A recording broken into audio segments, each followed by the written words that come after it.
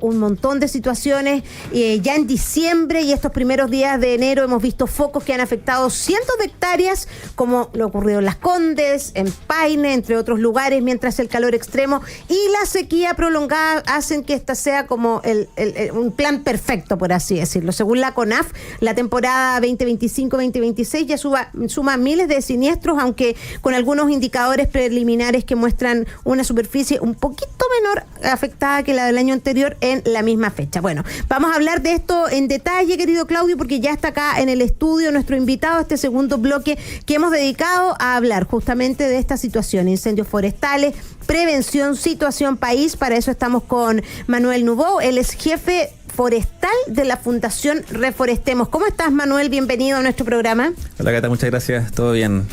Gracias por estar acá en este inicio de año, Claudio, que sin duda este es un tema clásico que nosotros hemos abordado en el programa porque no deja de ser una situación absolutamente país, conmovedora, estremecedora, que se repite. Estamos partiendo el mes de enero, pleno verano en nuestro país, Manuel, y los incendios forestales vuelven a ser un tema. Desde tu experiencia, ¿qué es lo que más debiera preocuparnos o debiéramos ponernos en alerta en esta época del año aquí en nuestro país?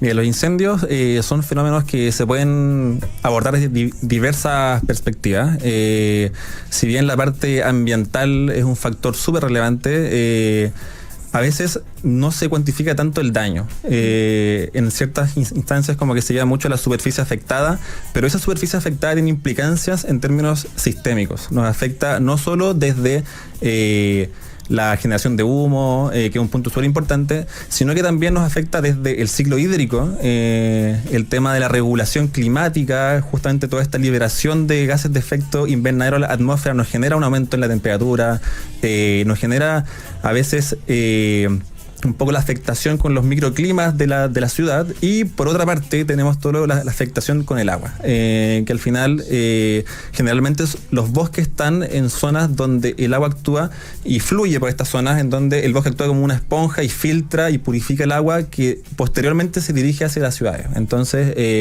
el entorno y la gente que vive en zonas cercanas en zonas periurbanas, básicamente cercanas a zonas de bosque, ser mucho más afectadas por esta afectación del fuego. Sí, tú hablabas, Manuel, de los impactos, ¿no? Porque uno muchas veces ve esto, se consumieron tanta cantidad de hectáreas y efectivamente tiene efectos que son mucho más allá de eso. Pareciera que esto es un tema que todos los veranos particularmente está sobre la mesa, pero somos porfiados, ¿no? Porque esto tiene en la gran mayoría de las ocasiones una responsabilidad o un punto de partida en nosotros, en las personas que finalmente somos descuidados, en fin, tantas de esas cosas. Yo sé que se ha dicho hasta el montón, los cuidados y todo, pero ¿cuál es la responsabilidad que tenemos que tener cada uno a la hora de, por ejemplo, con estas altas temperaturas que ocurren, como lo que pasó este fin de semana? ¿Qué es lo que podemos hacer? ¿Cómo podemos aportar para que esto no ocurra? Mira, súper buena tu pregunta, Claudio, ya que desde la perspectiva de la sociedad civil, a veces la gente se ve como no partícipe de este fenómeno, y nosotros tenemos la responsabilidad no solo desde las buenas prácticas, por ejemplo, es tan fácil como a veces cuando uno quiere visitar una área natural, ser súper consciente de que cada paso que doy puedo estar influyendo en algún desarrollo o alguna generación de un foco de incendio.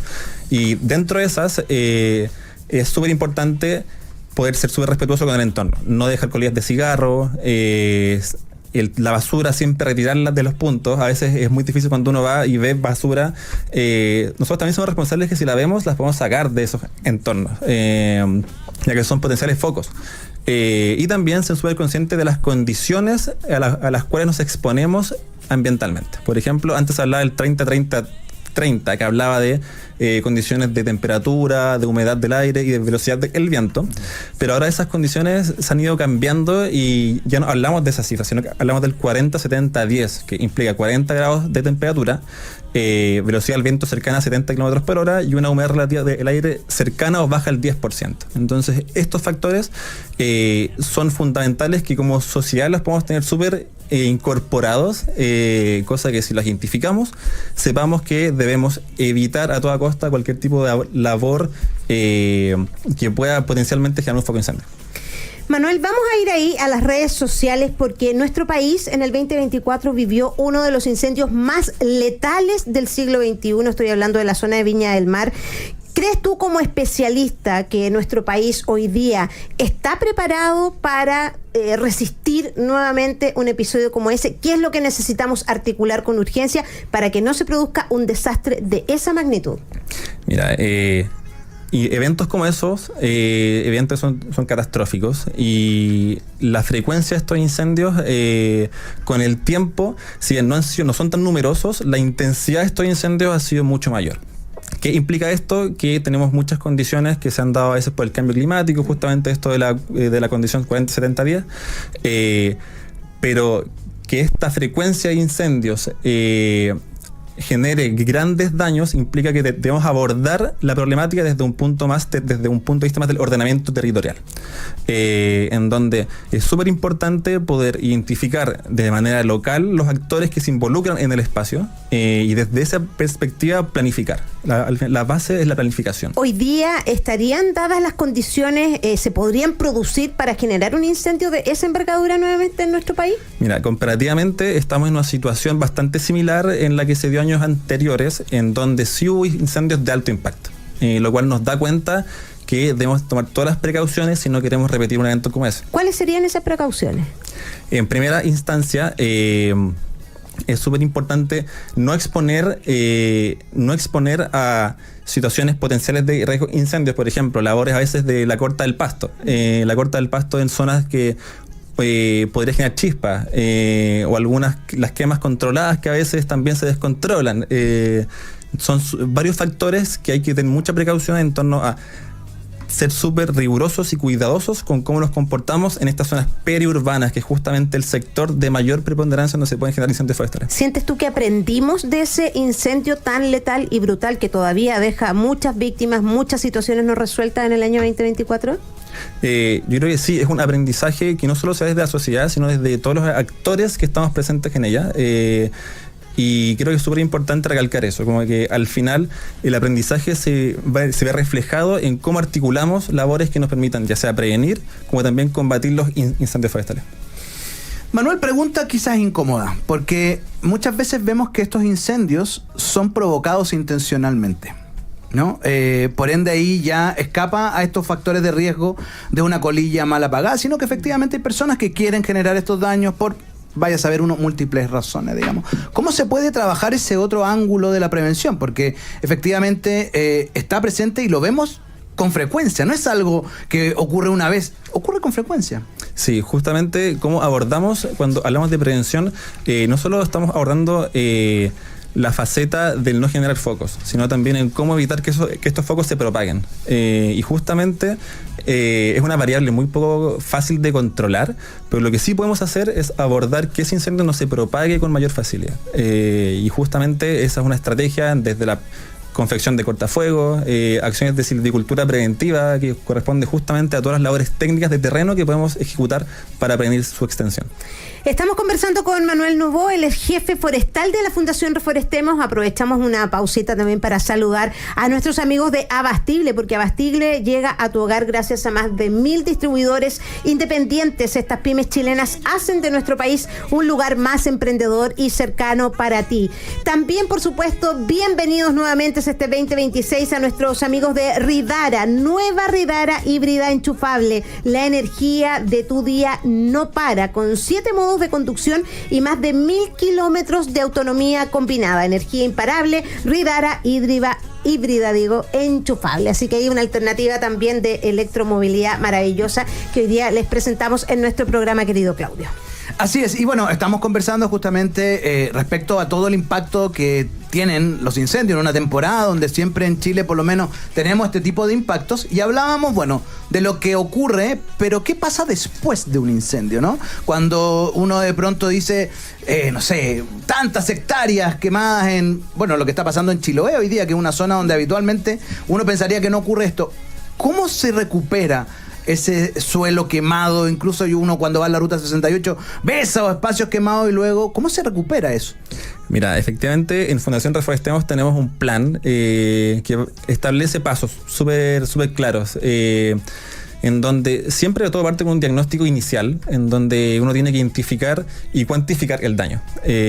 Por ejemplo, pasa mucho que la disponibilidad de semillas post-incendio en un bosque, por ejemplo, varía mucho la intensidad del fuego. Entonces uno, en base a ese primer análisis inicial, va definiendo rutas y va definiendo un paso de acción.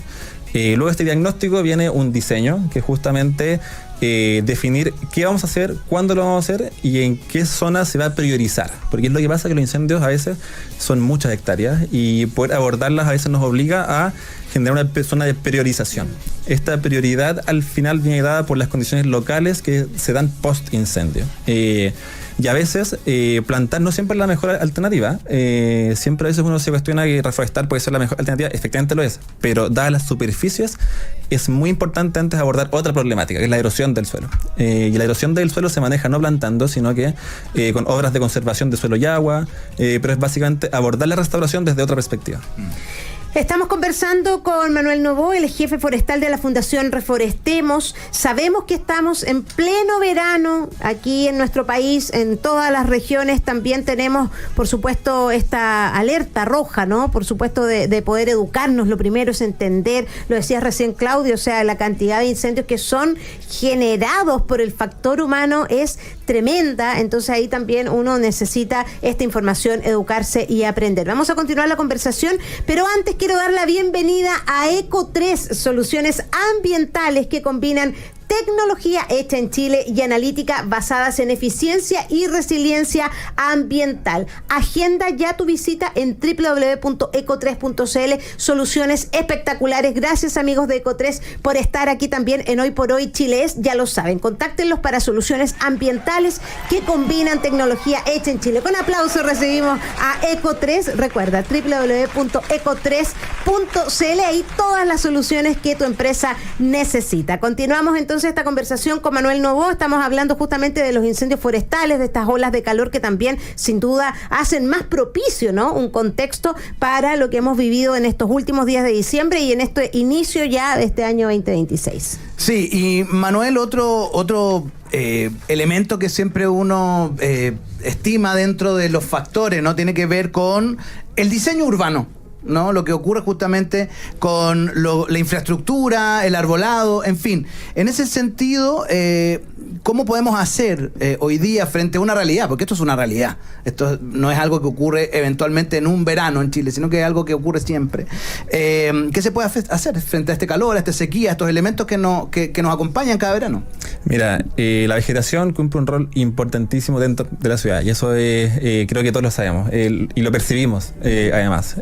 El poder incrementar la participación de árboles nativos, principalmente en zonas urbanas, nos entrega una serie de beneficios que abordan esta problemática desde muchas aristas. Las islas de calor urbanas generalmente se dan en zonas donde efectivamente tenemos menos árboles. Entonces eso nos dice algo, que la problemática es cómo abordamos este incremento de árboles en zonas urbanas. Y justamente el poder incrementar esa presencia bajo un estándar alto de plantación nos entrega mayores garantías de que vamos a poder hacer frente a esta problemática. ¿Y es viable eso? Es viable, es completamente viable. De hecho, en Fundación Reforestemos... ¿Es posible en Chile? Mira, sí, completamente. Ya. De hecho, en Fundación Reforestemos tenemos un programa de arbolado urbano, el cual aborda justamente esta problemática. Somos parte de una coalición que es Barrios por el Clima, que es una coalición que busca generar un estándar de plantación y promover proyectos de infraestructura urbana dentro de las ciudades. Un proyecto que está comenzando en Santiago, que tiene el objetivo justamente de abordar la problemática no desde solo un punto de vista ambiental, sino que también social, en donde se priorizaron zonas que están detectadas que tienen la necesidad de un incremento de masa vegetal. Manuel, antes de terminar la conversación, traspasarle a nuestros auditores para qué tenemos que prepararnos, cómo nos preparamos y también la forma en que podemos ser parte de la solución de una problemática que ya sabemos, que ya conocemos, ha tenido tremendos impactos ambientales, sociales también en nuestro país. Bueno, en fundacionreforestemos.org pueden acceder a toda la información posible de nuestros programas y también ser parte de la reforestación y de la restauración de nuestros ecosistemas a través ahí de múltiples programas, ya sea desde los voluntariados, que es un programa bastante poderoso dentro de Reforestemos, en donde vinculamos a la sociedad dentro del proceso de la restauración. Y también por nuestras redes, que ahí también somos súper activos. Muchos cariños, feliz año a toda la Fundación Reforestemos, tremendo trabajo que hacen. Manuel, muchas gracias por habernos acompañado el día de hoy.